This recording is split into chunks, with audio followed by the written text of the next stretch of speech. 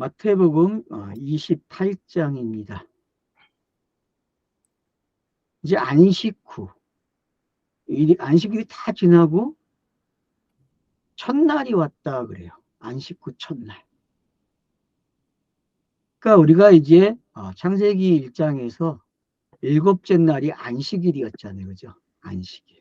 우리는 창세기에 나오는 그 일곱 번째 안식일은 모형이었다라고 이야기했죠. 진짜 안식이 아니다. 그래서 팔로 가야 된다는 이야기를 했었습니다. 팔로 가야 한다. 그래서 이제 팔로 가는 이야기를 만들려면 누가 필요한 거예요? 안식일의 주인이 필요했다라고 했죠. 공관복음서에서는 예수 자신이 안식일의 주인이다라는 말을 강조하고 있는 거죠. 내가 안식일의 주인이야.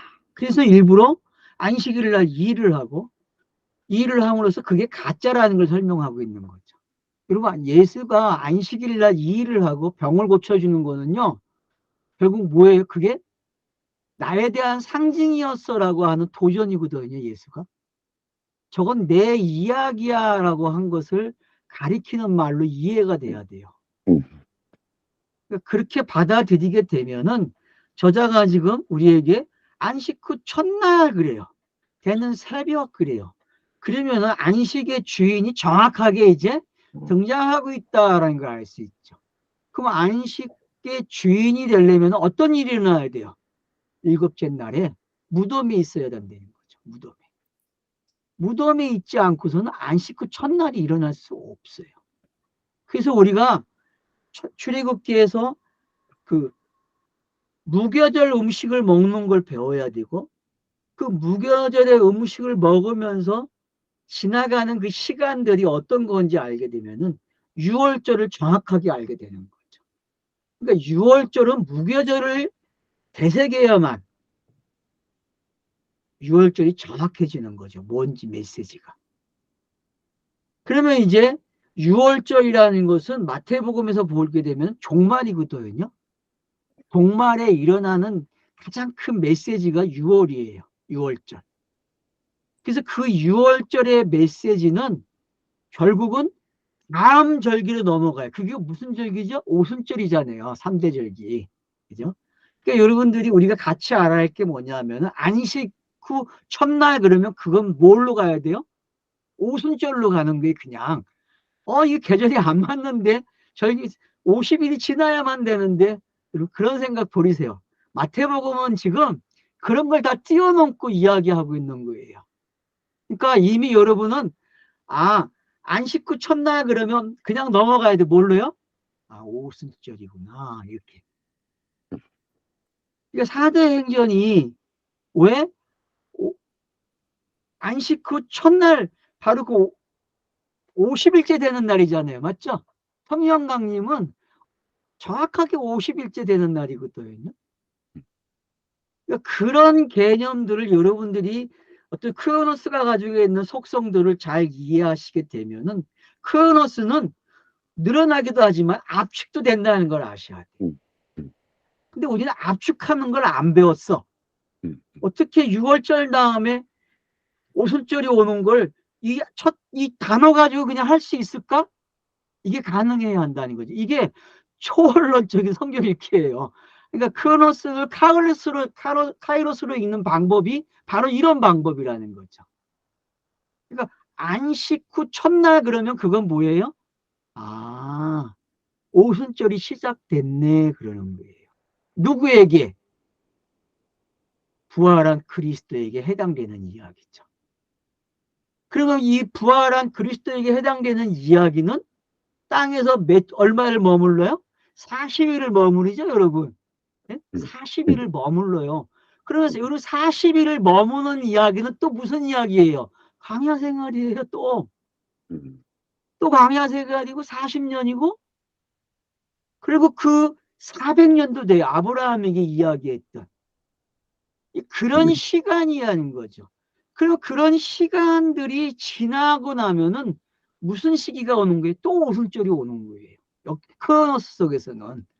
그러니까 우리가 시간 개념을 이렇게도 가져보고 저렇게도 가져보고 이렇게 좀 여러 개 왔다 갔다 하면 좋겠다는 거예요. 왜? 이미 성경 읽기를 하신 분들은 많은 정보를 가지고 있고 그거를 이렇게 응축시켰다가 필주만 알면 되는데 누군가가 이거라고 이야기해 준 사람이 없었던 거예요. 이렇게 봐도 된다라고.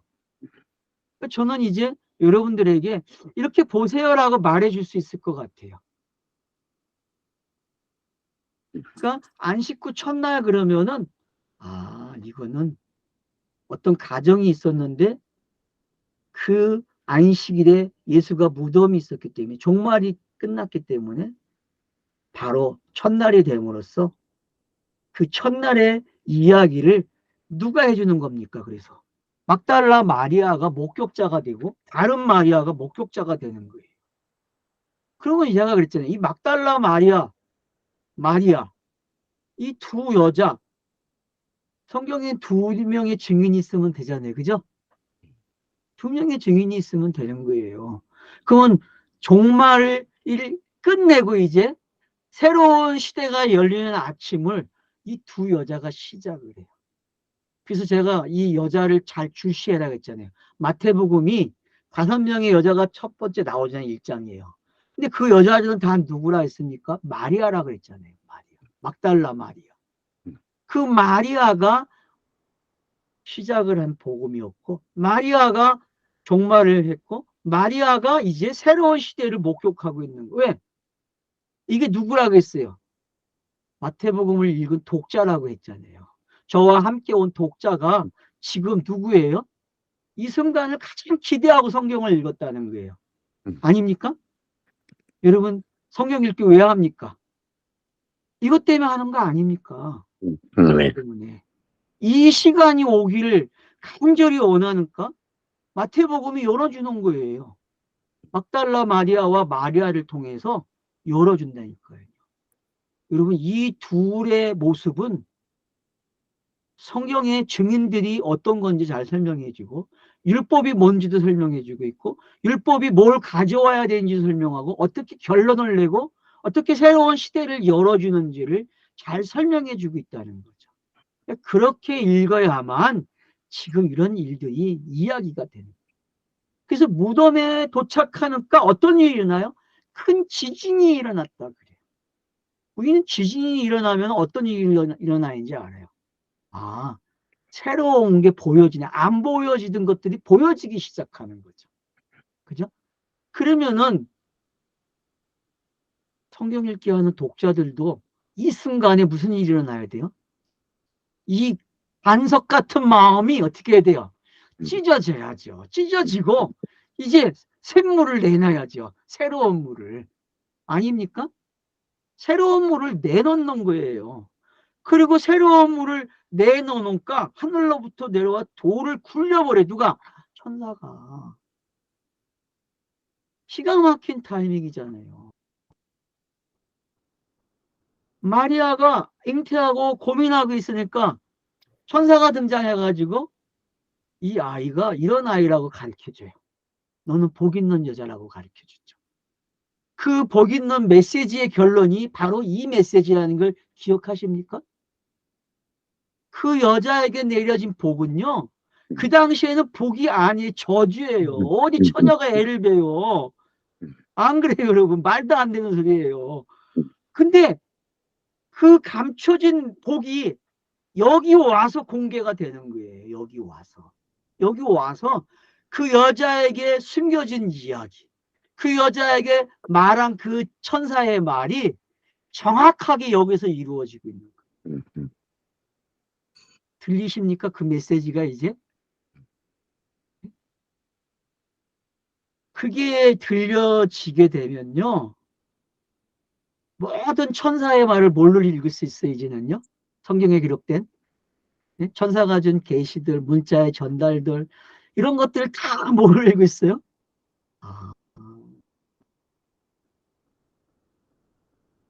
이제 어떤 건지 눈치를 채야 된다니까요. 본인들의 성경 읽기가 어떻게 바뀌어야 되는지. 내가 시작을 잘했네. 잉태를 잘했네. 그 잉태된 아이가 태어나서 그가 어떤 일을 했는지 다 알게 되니까 예수와 함께 종말할 수 있다니까요. 예수와 함께 끝낼 수 있다니까요. 그게 은혜로 읽는 성경을 읽기잖아요. 저와 여러분이 읽는 성경은 바로 그 은혜로 읽어야 된다니까요.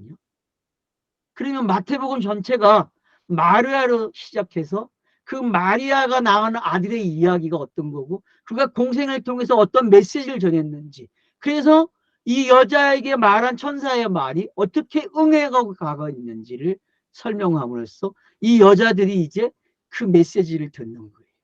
근데 이 여자들이 그 마리아는 아니잖아요. 그죠? 근데 동명이에요. 동명이인이 등장하고 있는 거예요. 성경은 이 기법을 잘 쓰고 있다고 제가 이야기했잖아요. 분명히 똑같은 사람은 아니에요. 근데 바로 이 여자들의 이름을 통해서 성경 읽기 독자들에게 마태는 기가 막힌 메시지를 주고 있다는 거죠. 너희들이 시작이 이랬고 이렇게 절차를 밟아오니까 지금 너네들이 이제 그 복이 정확하게 어떤 건지 알게 된다는 거죠. 그래서 그걸 묘사해 주기 위해서 큰 지진이 일어나고 천사들이 내려와서 돌을 굴리고 그 위에 앉았다 그래. 무덤 위에 앉아 있어요. 왜요? 천사가 말한 말대로 됐다는 거예요? 안 됐다는 거예요? 천사들이 전달한 그 메시지대로 데워졌다라고 확인해주고 있는 거예요. 지금 그 자리에 앉았다는 건. 빈 무덤에 천사가 그 자리에, 예수가 누웠던 그 자리에 앉아 있어요. 그 말이 이제 뭔지 알겠습니까?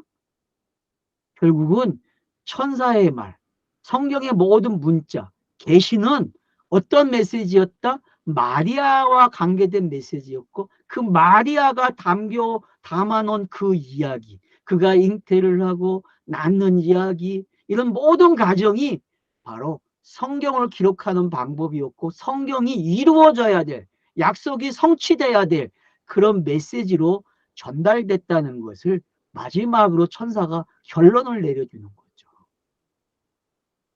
이런 광경을 잘 이해하시게 되면은 요한계시록의 천사들을 통해서 일어나고 있는 이제 7가지의 표적이 뭔지 알잖아요, 여러분.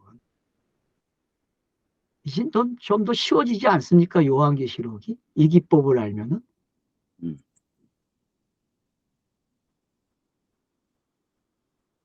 그러니까 천사들의 메시지는 성경 전체의 메시지고, 봐요. 창세기부터 요한계시록까지 뭐로 끝냅니까? 그리고 천사로 끝내는 거예요, 여러분. 천사들이 전한 메시지는 누구다? 예수가 그리스도가 되는 이야기라고 결론을 맺고 있잖아요. 그러면 계시도 마찬가지고 문자 성경도 다 뭐라? 아, 예수가 그리스도가 되는 이야기가 정확하다는 것을 소개해주고 있는 거죠. 그런 모습들을 지금 이렇게 보여주고 있는 거예요. 자, 앉았어요. 그러니까 그의 형상이 번개와 같고 그 눈같이 쉬었다 그래요. 뭘로 바뀌었어요? 변화산의 모습으로 바뀌어 있죠. 근데 천사까지도 이렇게 바뀌어요. 그렇다면은 이제 천사가 바뀐 게 아니고 뭐가 바뀌었다? 아, 궁극적인 메시지가 천사들이 전달하고 한 것들이 이렇게 바뀌었다는 게 누구 때문에? 바로 그 전에 스타로스가 세워졌고 그가 죽었고 무덤에 들어갔고 그런 이야기들이 이런 걸 이렇게 변화시켰다는 걸 말해주는 거죠. 새 시대는 이렇게 열렸다라고 표현해주는 강경으로 이해를 해야 되지. 와, 천사가 이렇게 변화돼가지고 나타났어, 마리아에게. 여러분에게 지금도 천사가 임하기를 원합니다. 이런 천사. 이런 설교하면 안 된다는 거예요. 아, 천사 보기를 얼마나 소원하고 있고 천사들이 자기를 돕는다고 하면 신이 나고 있잖아요. 안 그래요? 오늘날 교회는요. 이제 여러분 바뀌세요. 천사가 그런 거 하는 거 아니에요. 성경에 나온 천사들은 하나님의 메신저예요. 메신저. 그러니까 저와 여러분도 어떻게 보면 메신저예요. 메신저. 그들은 율법을 전했고 그게 복음이 됐다고 지금 가르쳐주고 있는 거죠. 그 율법이 복음이 됐어라고 가르쳐주고, 왜? 변화산의 사건을 가져오고 강야에서 시내산의 모습이 지금 들어왔잖아요. 그죠? 시내산의 광경이잖아요. 이 광경은요. 아닙니까, 여러분? 변화산의 모습도 똑같은 거고. 그러나 변화산과 시내산의 차이점은 있는 거죠. 그죠? 신의 산에는 뭐예요? 모형론적인 하나님의 임재였잖아요. 그 영의 임재였잖아요. 그러나 신의 산의 모습은, 아니 변화산의 모습은 어떤 거예요? 그분이 예수가 그리스도가 되는 이야기 속에 완벽한 모습을 재현한 거죠. 근데 그 완벽한 모습을 정확하게 이제 천사를 통해서 다시 한번 언급함으로써 종말이 어떻게 끝나고 새로운 시대가 열렸는지 표현하고 있다는 것을 접수하게 되는 거죠. 그러니까 이런 메시지들이 저와 여러분이 잘 가지고 있어야 될 메시지죠. 그래서 그 형상이 번개와 같고 그 옷은 눈같이 희건을 그래요. 그러니까 이거는 되게 익숙한 말이에요. 변화산에서 그대로 일어났다니까요. 그리고 메시지를 던져요.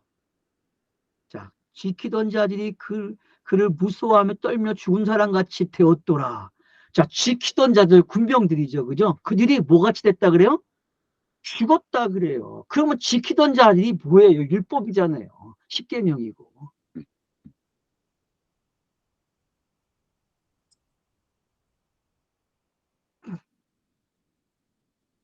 근데 그들이 지키는 이유는 뭐예요? 진짜가 나타나길 간절히 원하는 모습이잖아요. 진짜가.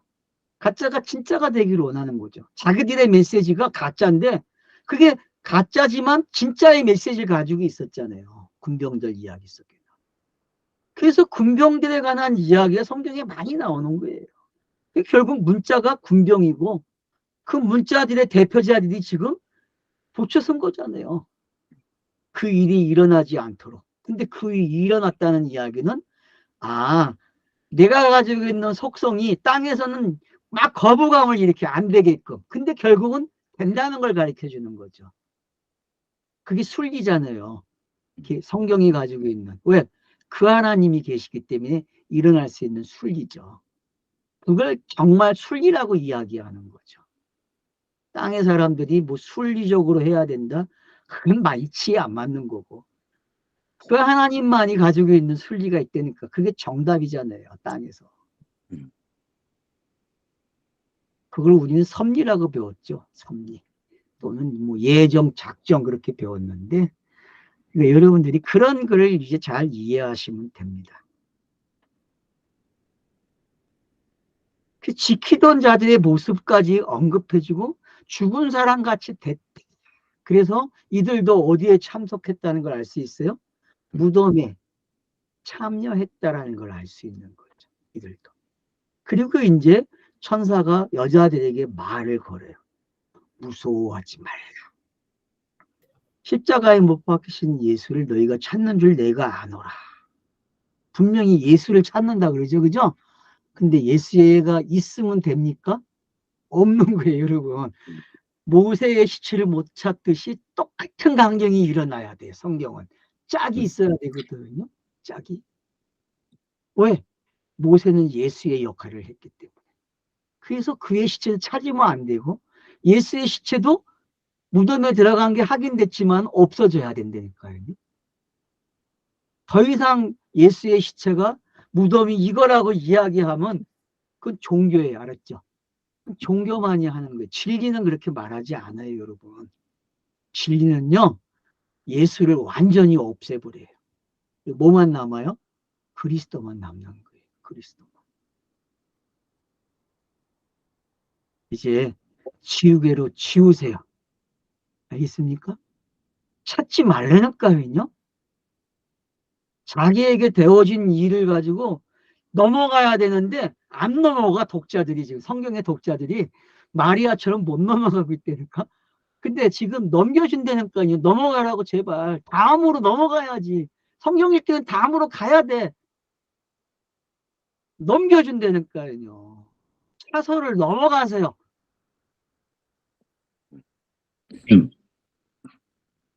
그가 여기 계시지 않고 그가 말씀하신 대로 살아나셨다. 아멘이죠. 이게 부활의 메시지예요. 부활의 메시지는 그가 죽었는데 살아나셨다.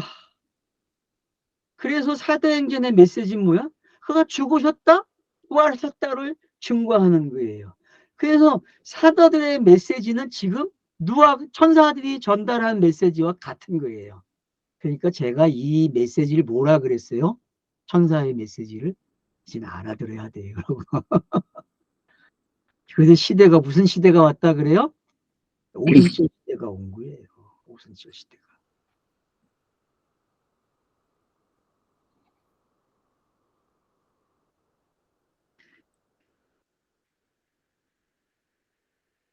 살아나셨다. 여기 계시지 않아. 살아나셨어. 봐 여기를. 어땠을까요 여러분? 이 광경. 이 두 여자 어떻겠어요? 예? 여러분의 성경 읽기가 이렇게 확 바뀌어야 돼요. 예?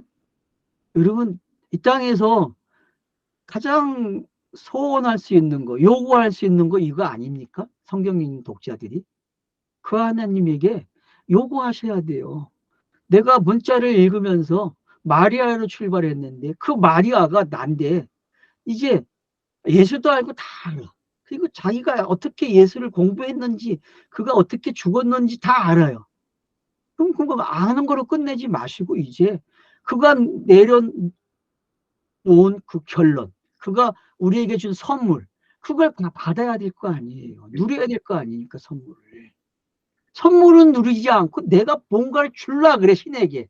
아유 내가 이렇게 줘야만 주시죠?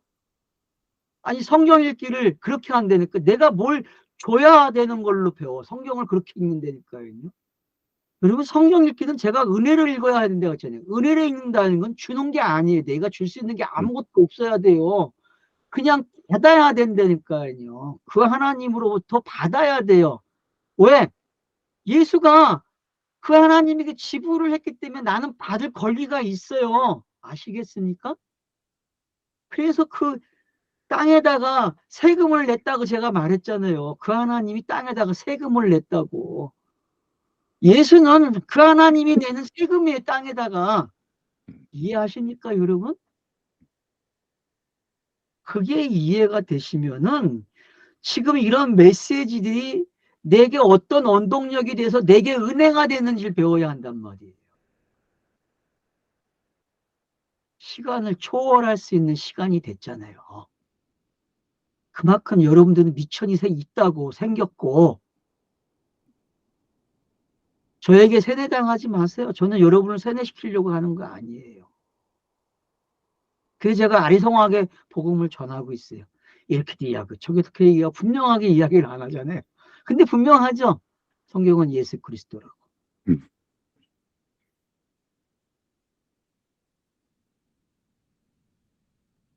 그러니까 그 여자들이 어때요? 달려가요. 그 여자들이 무서움과 큰 기쁨으로 빨리 무덤을 떠났다 그래요. 와, 무서움과 그러니까 이 땅에서는 이게 겹쳐 일어난다니까 알겠습니까? 두려움도 생기고 기쁨도 생기는 게 이게 가장 그 어떤 그 찰나의 순간에 느껴질 수 있는 시월이에요, 여러분. 아, 이게 계속되면 좋은데 계속 안 된다 그랬잖아요. 이건 그냥 잠깐, 찰나의 순간만 되어지는 거예요. 이걸 점점 늘려가는 게 은혜가 깊어진다 그러는 거예요. 여러분. 이 여자들이 맛보는 거 이제 맛볼 수 있어요. 그런 시대가 됐다는 거 알았죠? 지금은 복음의 시대고 메신저들이 말하는 게 어떤 건지 이제 아셔야 된다니까요. 바로 이 천사의 말과 같은 힘을 가지고 있어요. 메신저의 말은요. 그게 복음이란 말이에요.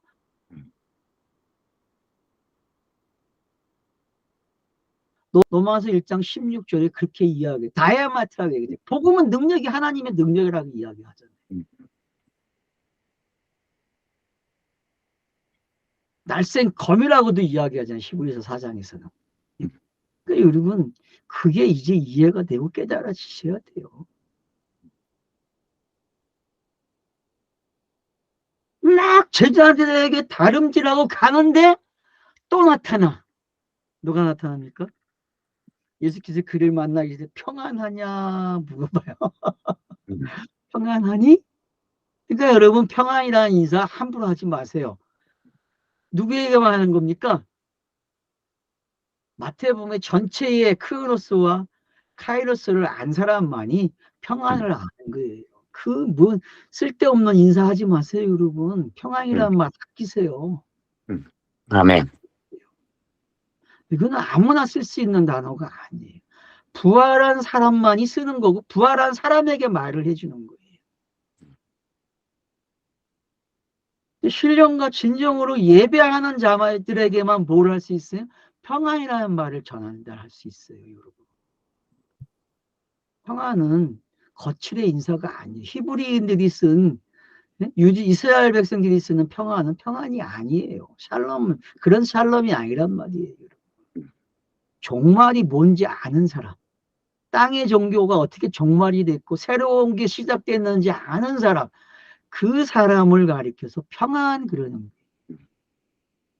평안이라는 게 이제는 새롭게 여러분들이 해석하실 수 있어야 돼요. 결국 예수가 없으면 평안이라는 단어는 없어요. 그가 죽어서 부활해야만 생기는 단어예요. 알겠죠? 그러니까 복음도 마찬가지고, 그러니까 여러분들이 우리가 단어적으로 이해하면 안 되는 단어들이 너무 많아요. 성경에 사용된 단어들은. 근데 그걸 단어 사전에 메워가지고 해석을 하려고 하고 그게 전부인지 알고 가르쳐 왔단 말이에요. 아니에요. 전부 다 예수를 통해서 종말이 돼야 돼, 단어들도. 알았습니까? 우리가 사용하는 단어가 종말이 돼야 된다니까요. 그리고 새로운 의미로 다가서 가야 돼요, 그 단어들이요. 이게 새로운 혁신 아닙니까? 이 땅에 살아가는 재미잖아요. 안 그래요? 맨날 똑같은 거 가지고 똑같은 뜻을 가지고 살 겁니까? 세상 사람들하고. 이젠 바뀌어야죠. 살아가는 맛이 다른데. 그러니까 이런 부분들을 우리가 서로 같이 나누자는 겁니다, 저는. 그래서 여자들이 어떡합니까? 발을 만지는 거예요. 붙잡고 경배했다. 그래요.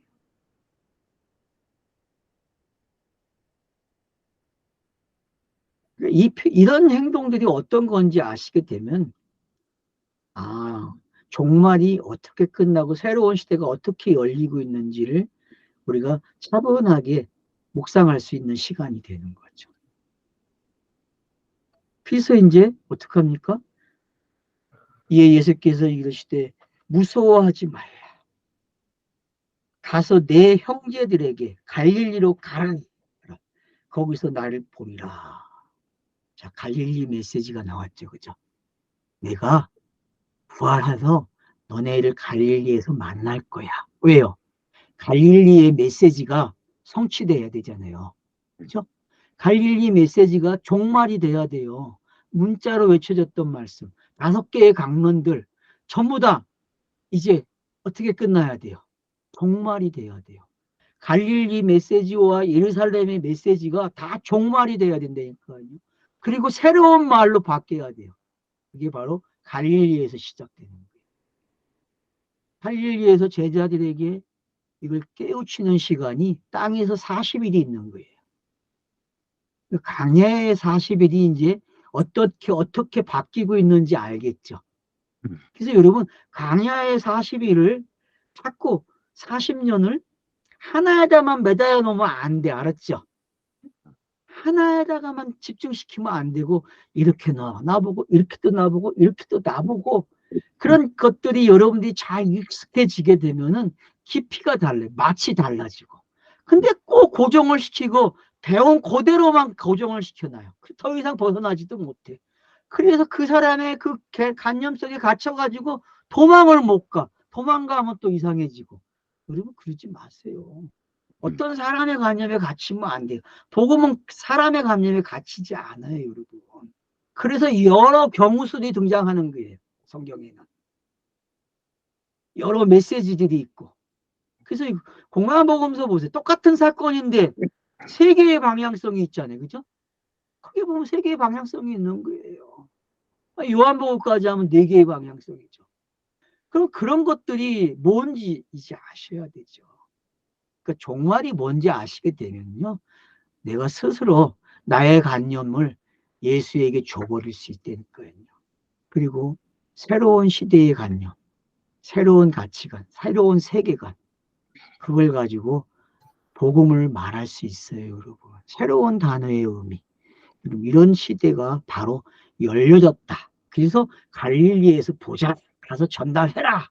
그런 메시지가 선포되고 있는 거죠. 네, 쉬었다 하겠습니다. 네.